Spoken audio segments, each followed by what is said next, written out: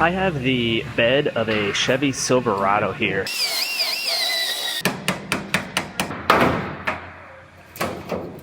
Everything fits good, my gaps look good.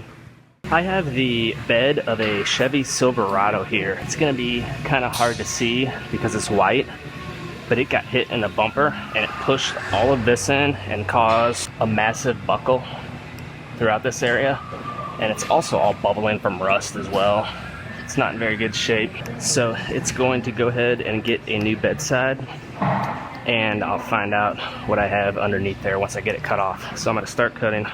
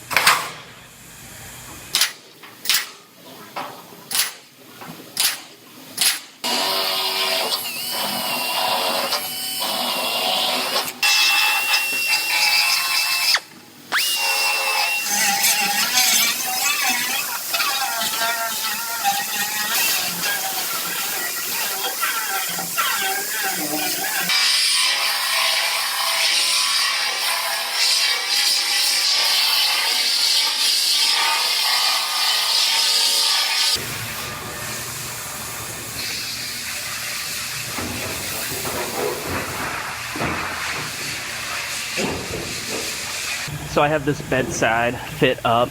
Now I have to fit up the tailgate. However, I gotta repair this corner of it that's bent way out. So I'm gonna straighten that out, and then I will fit that in the tail light and get a final fitment on everything.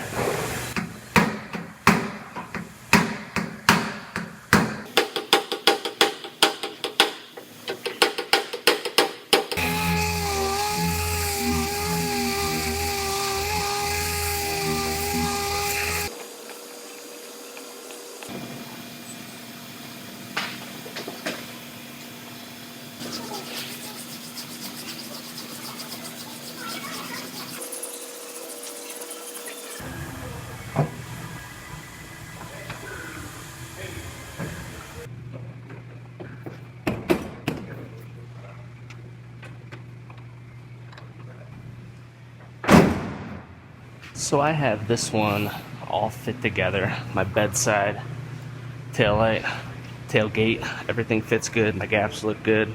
So I'm going to go ahead and take my taillight back out and lift this bedside back off and get it ready to put on permanently.